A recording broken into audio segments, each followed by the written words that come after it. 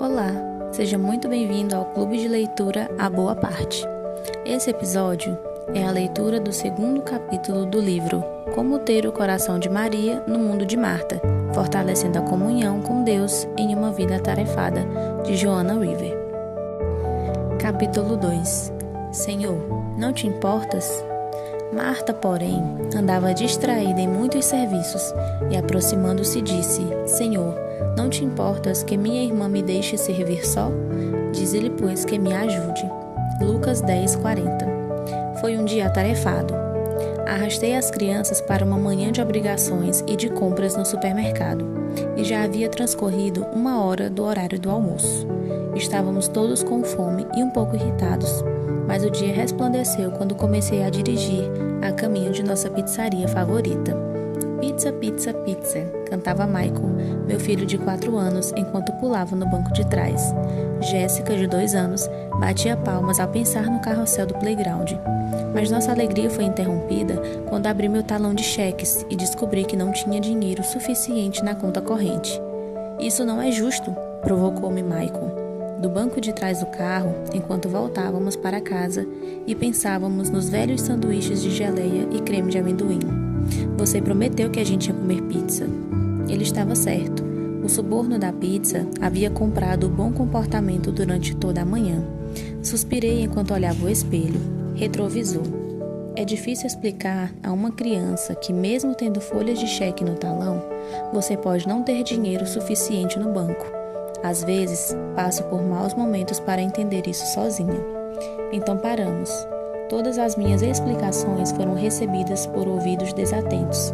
Michael sentou-se junto à porta do carro, com os braços cruzados no peito, um olhar zangado e muito feroz. Então, da outra extremidade do banco de trás, a pequena Jéssica começa a falar. A vida é dura, Mico. Não é justo.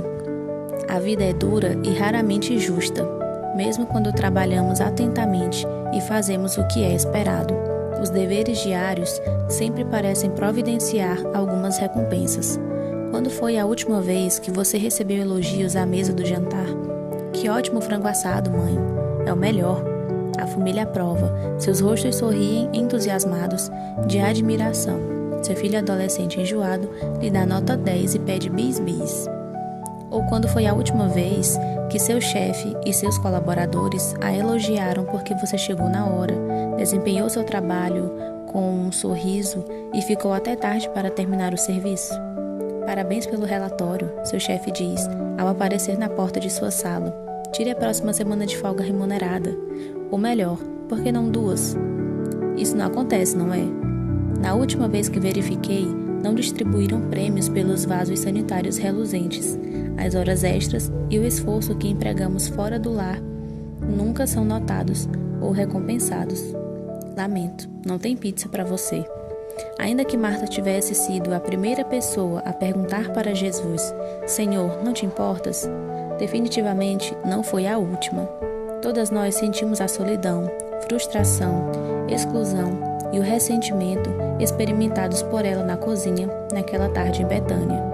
Fora todo o trabalho pelos outros quando ninguém parece notar ou se importar. Todas nós repetimos a queixa do meu filho. Isso não é justo. Em Lucas 10:40, temos um quadro claro sobre o empenho de Marta. Visitas aparecem de surpresa na porta. Não sabemos quantas. Baseando-se no início de Lucas 10, é possível que fossem mais do que 70 pessoas invadindo o seu calmo lar. E Marta responde com braços abertos e um largo sorriso. Mas em algum lugar, entre a cozinha e a sala de estar, uma semente de rancor começa a germinar. Em breve, ela se transforma em uma pergunta que ecoa no coração das mulheres hoje. Senhor, não te importas? O problema é óbvio. Marta está realizando todo o trabalho, enquanto Maria recebe toda a glória. Isso não é certo. Pelo menos não é isso que Marta acha. E eu sei como ela se sente. Uma parte de mim gostaria que Jesus tivesse dito, desculpe, Marta. Como somos insensíveis. Venham, Maria, venham, rapazes, vamos todos nos unir e dar uma ajuda a Marta. Afinal, era o que Marta queria. É o que desejo quando me sinto sobrecarregada. Palavras suaves e serenas e muita ajuda. Quero que todo mundo carregue suas próprias cargas, mas acima de tudo, quero que a vida seja justa. A balança da justiça. Cresci brincando com os pratos de balança decorativos de minha mãe, feito de metal adornado. O jogo de balanças repousava orgulhosamente sobre o piano, com várias peças de frutas artificiais em cada lado, distribuídas com criatividade, de modo que um lado era levemente mais alto do que o outro. De vez em quando, em vez de praticar as aulas de piano, eu arrumo as frutas. O exercício era bastante educativo. Uma laranja de plástico equivalia a 2 ameixas. A banana e a maçã pesavam quase o mesmo e juntas se equilibravam bem com a manga. Se eu me ocupasse com isso adequadamente, poderia adquirir muita experiência reorganizando as frutas naqueles pratos. Então um dia decidi avançar com meu pequeno experimento.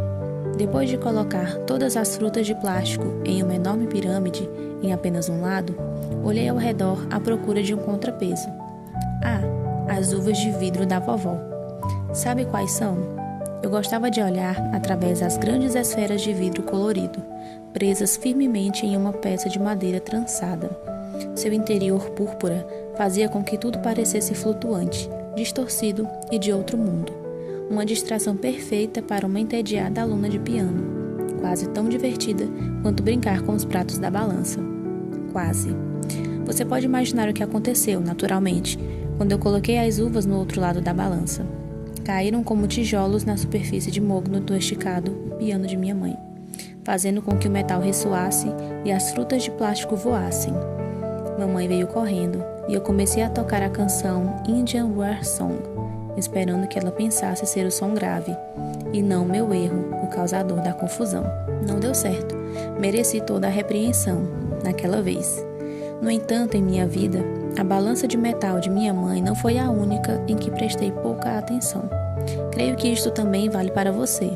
Desde a infância, temos uma balança invisível, que pesa o que acontece conosco junto com as experiências dos outros. Quando crescemos, por exemplo, pensamos como nossos pais nos trataram, junto com o tratamento que nossos irmãos receberam. Julie, tem 2 balas a mais do que eu. Papai, é a minha vez de sentar no banco da frente. Essa é apenas uma parte da infância, mas muitas de nós carregamos as balanças para a vida adulta, inconscientemente, e gastamos uma soma de tempo surpreendente tentando colocar os pratos em equilíbrio.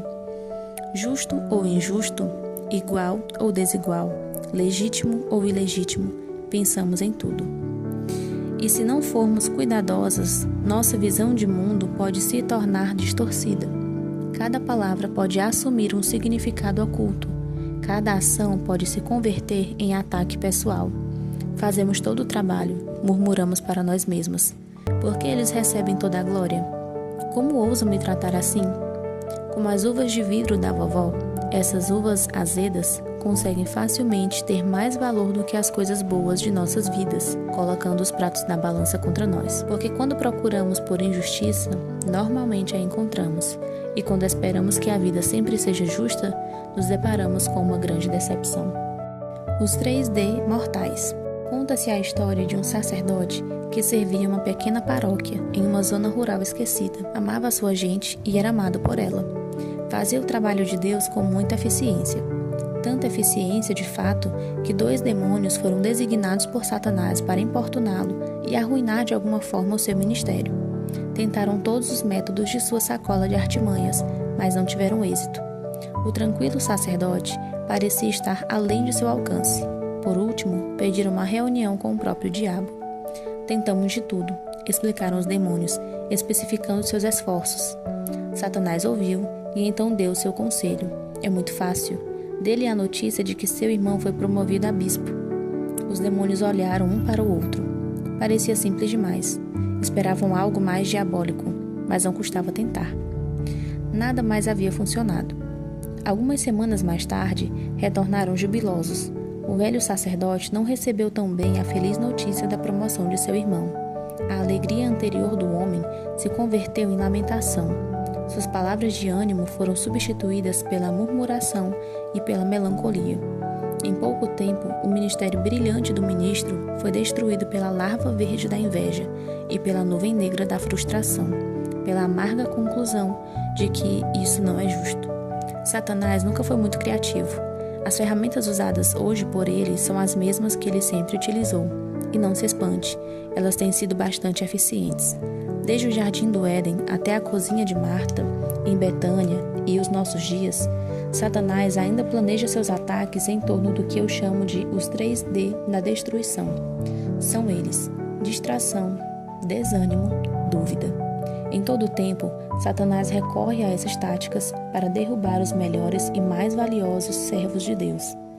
A estratégia básica é absolutamente simples: desviar o olhar das pessoas em direção a Deus e voltá-lo para as circunstâncias, fazê-las acreditar que sua felicidade depende dos acontecimentos ao seu redor ou das boas notícias sobre outra pessoa. E quando estiverem completamente desanimadas, dizer que Deus não se importa. Depois, ele se reclina em sua poltrona e deixa que a dúvida faça seu trabalho. É realmente uma estratégia brilhante quando você reflete nela. Plante os mortais nos corações humanos e mais cedo ou mais tarde, as pessoas se autodestruirão. Ao menos é claro que alguém intervenha. É exatamente o que Jesus veio fazer.